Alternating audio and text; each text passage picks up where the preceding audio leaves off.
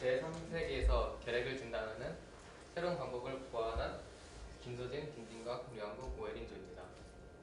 저희가 왜 결핵을 선택하느냐는 말 그대로 중요해서입니다. 결핵은 제3세계에서 많이 일어날 뿐만 아니라 위생환경이 별로 좋지 않은 인도나 중국과 같은 곳에서 많이 발생하고, 이 증상은 감기와 매우 비슷해서 감기라고 착각할 수 있지만 감기보다 더 위험한 증상을 많이 보입니다. 하지만 이는 초기에 발견하고 초기에 이 결핵 환자를 격리하고 이를 치료할 수 있다면 치료 가능성이 더 증가할 수 있는 그러한 질병입니다. 이러한 중요한 질병인 만큼 기존에도 많은 진단 방법들이 존재하는데, 투 베르클린 검사와 같이 혈액을 뽑아서 검사하는 방법, 현미경을 통해서 관찰하는 방법, 엑스레이를 통해서 관찰하는 방법, PCR 키트를 통해서 관찰하는 방법들이 있는데, 이 여러 가지 진단 방법들의 문제점은 하나같이 비슷하고 다른 기구들이 필요하고 많은 시간들이 걸린다는 것이었습니다. 또한 이러한 투 베르클린 검사 같은 경우 인베이시브하다는 단점이 있었습니다.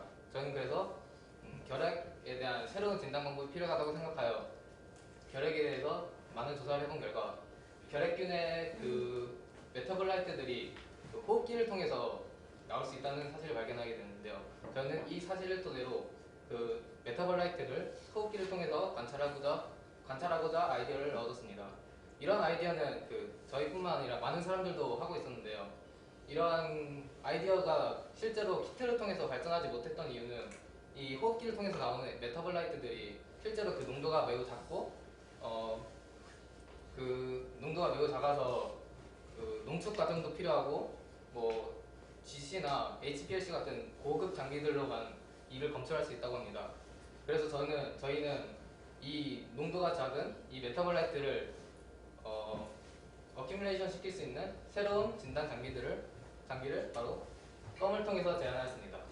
껌이란 일단 저희가 편의점에서 많이 볼 수 있을 만큼 아주 친근한 존재입니다. 따라서 제3세계 사람들도 이게 진단이라고 느끼지 않을 만큼 아주 친근하게 이를 다가갈 수 있겠죠. 그리고 껌은 우리가 1시간, 2시간, 심지어는 하루 종일 씹을 수도 있습니다. 그래서 메타볼라이트를 하루 종일 축적할 수 있는 그러한 장점을 가지고 있는 것이죠. 근데 저희는 이렇게 껌을 통해서 진단 방법을 디텍트할 수 있는 방법을 생각해봤는데, 껌에 러버에 뭔가를 붙이는 행위가 매우 가격이 비싸질 거라고 생각했습니다. 그래서 저희는 이 가격이 비싸지 않아야 된다는 제3세계 조건을 만족하기 위해서 좀 더 가격이 싼 방법을 선택하게 되는데요. 바로 자연에서 존재하는 껌인 미랄입니다. 미랄에는 글루텐 성분이 많아서 오랫동안 씹고 있으면 껌처럼 우리가 씹을 수 있습니다. 따라서 저희는 이 미랄에 제네틱 엔지니어링 통해서 메타볼라이트와 결합하는 항체나 단백질을 넣어서 이를 껌처럼 진단 방법으로 쓸 수 있는 방법을 고안하였습니다. 이는 또 다른 장점이 있는데, 밀에는 글루코스가 아주 많기 때문에 제3세계에 영양이 없는 그런 사람들을 위해서 영양적으로도 쓰일 수 있다는 새로운 장점도 발견하게 되었습니다. 저희가 그러면 이 미랄에 들어가는 단백질이나 항체를 어떻게 디자인해야 되냐? 저희는 일단 메타볼라이트와 결합하는 도메인을 가지고 있는 단백질을 넣어야 됩니다. 이건 아주 당연한 것이죠. 그리고 만약에 이 단백질이 메타볼라이트와 결합하였을 때 색이 변화해야 됩니다. 저희는 맛이 변화하거나 다른 그냥 어큐뮬레이션 시키는 방법도 고안하였지만, 이것은 맛이 변화하는 것은 사람에 따라 바뀔 수도 있고, 메타볼라이트 그냥 모으는 형태는 또 새로운 기기가 필요하기 때문에 저희는 색이 변하는 아주 직관적인 방법을 생각하게 되었습니다. 저희는 이런 색이 변하는 방법을 헤모글로빈에서 아이디어를 얻었는데요. 헤모글로빈은 철이 포함되어서 산화된 철이 붉은색을 나타나게 합니다. 저희는 이러한 헤모글로빈에서 얻은 아이디어를 파트너 프로테인, 저희 메타볼라이트 디텍션하는 프로테인에 적용시켜서 디텍션하는 프로테인에 철이 박혀있고, 메타볼라이트가 결합하게 되면 컨포메이션 체인지가 일어나서 철이 산화 반응이 쉽게 일어나도록 바뀝니다. 따라서 원래 흰색이었던 미랄 껌이 빨간색이 되는 것이죠. 이런 식으로 저희는 메타블라이트를 검출하여 그 결핵을 진단할 수 있는 새로운 방법을 구하나왔습니다. 결론을 말씀드리자면 이러한 결핵 진단을 미라를 통해서 얻을 수 있는 것은 일단 친근하고 소량의 메타블라이트를 어큐뮬레이션 시킬 수 있는 쉽고 빠른 결핵 진단이 될 수 있을 것입니다. 그리고 앞에서 말했던 그 추가적인 이득으로는 영양학적 보충이 있을 수 있겠죠. 그리고 안에 철이 들어있으니까 약간의 빈혈의 예방에도 도움이 되지 않을까 생각합니다. 네, 저희는 이렇게 미랄검을 통한 새로운 결핵 진단 방법을 구하는 사주입니다. 감사합니다. 재밌게 잘 들었습니다. 혹시 네, 재밌게 잘 들었습니다. 어떻게 생각하면은 재밌는 아이디어긴 한데, 그러니까 이 결핵 같은 거를 예를 들면 백신으로 예방 주사를 하면 이렇게 자체를 예방할 수 있는데, 제시하신 거는 사실 진단해서 파지티브면은 치료를 해야 되잖아요. 그러면 그런 측면에서 그런 예방 주사에 비교했을 때 본인의 방법이 이점이 있는 것인지. 저희는 일단 선진국에서는 예방주사가 거의 필수적으로 많이 이루어지고 있잖아요. 그래서 저희는 제3세계를 타겟으로 했는데, 제3세계는 그 어렸을 때 그 소아결핵 같은 경우에는 미리 진짜 태어나기 직전에 결핵 예방주사를 맞지 않으면은 결핵이 걸리고 난 다음에 결국 어쩔 수 없는 거잖아요. 그래서 제3세계를 타겟으로 하는 것이 저희의 그거였습니다. 네. 네. 근데 식량이 부족한 국가에서는 미라를 이용해서 진단을 하는 게 오히려 좀 더 고문같이 느껴질 수 있을 것 같아요. 그러니까 내가 만약에 돈이 500원밖에 없는데 삼각김밥을 안 사먹고 껌을 사지 않잖아요.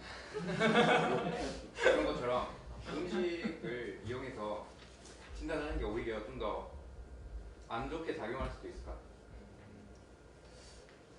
그런 점에서는 일단 가성비가 일단 안 좋다는 얘기잖아요. 그러니까 제가 꼭 이걸 진단해야 될 이유가 없다는 그런 말씀이신가요? 아니, 음식이 부족한데 굳이 진단을 하려고 할까요?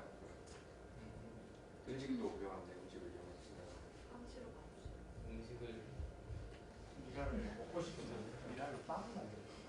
미라를 그러니까 오히려 밥을 사지 껌을 사냐 그런 점도 있긴 할 것 같은데, 그런 점은 좀 더 고민을 해봐야 될 것 같습니다. 네, 그러니까 그 미랄에 있는 단백질 성분이 제가 알기로는 가루를 빻아야지 그게 이렇게 넘기고 설키고 하는 걸로 알고 있거든요. 근데 미랄을 갖다가 뭐 이렇게 불리고 해가지고 진단이 될까 하는 우려도 있고, 그 다음에 미랄의 대부분을 구성하는 약간의 전분이 알다시피 전분이잖아요. 그래서 탄수화물이잖아요. 그렇다 보니까 예를 들어 바인딩이 좀 잘못되면 다 항체가 그냥 밖으로 빠져나가지 않는다 생각이 있고. 그래서 저희도 이 단백질이 일단 입안에서 그 물리적 작용이나 화학적 작용에 의해서 절대 분해되지 않아야 되잖아요. 그래서 저희는 글루텐 같은 거에다가 이 글루텐 성분을 얘기했지. 이 글루텐에 이를 바인딩할 수 있는 그런 제네틱 엔지니어링을 통해서 하면은 좀 더 강하게 그 미랄 속에 결합할 수 있도록 할 수 있을 것 같습니다. 미랄의 크기가 굉장히 작은데 하나를 계속 짚고 있는 건 아니라 여러 개를 짚고 있는 건지 궁금해요. 네. 저희는 구슬 아이스크림을 생각했는데 구슬껌이라고 생각하시면 돼요. 구슬 아이스크림처럼 여러 개의 구슬을 이렇게 먹어서 껌처럼 씹는 여러 개를 묶어서 같이 진단을 하게 되는 거예요. 네네.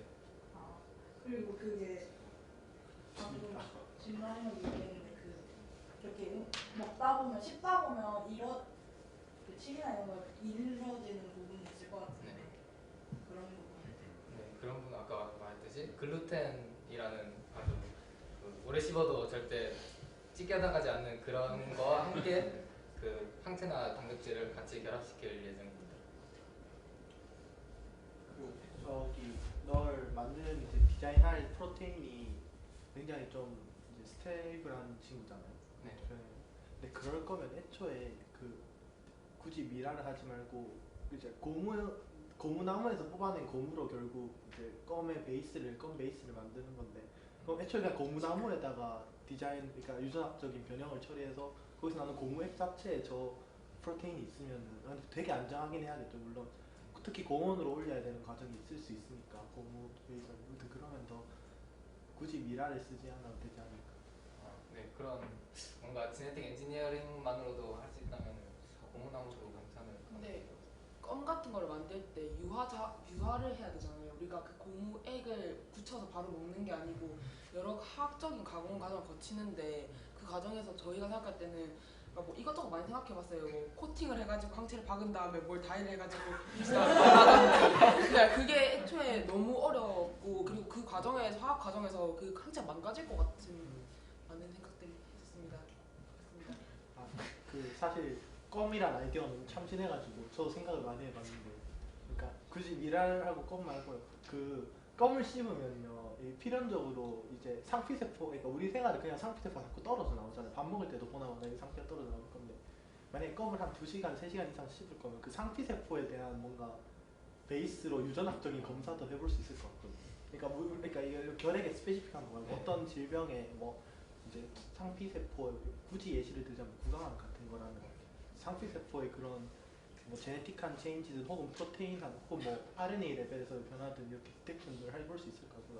껌이란 아이디어가 정말 좋은 것 같습니다. 네, 저희도 그러니까 껌이란 아이디어를 만약 이걸 특허를 낸다 하면 껌이란 제너럴한 아이디어를 베이스로 뭔가 그 제너럴한 아이디어를 청구항으로 두고 추가 청구항들 있잖아요. 그런 것들을 그런 예시들로 채워나갈 예정입니다. 그 되게 시원해 보시겠습니다. 본인 비용으로. 본인 비용으로. 그 식물 유전공학적인 입장에서는 식물 자체에서 백신을 만들거나 식물 자체에서 치료제를 만들고 하는 방식으로 하려는 노력을 굉장히 많이 하고 있습니다. 특히 백신 쪽으로 많이 하고 있습니다. 재미있는 프레젠테이션 아이디어 감사합니다.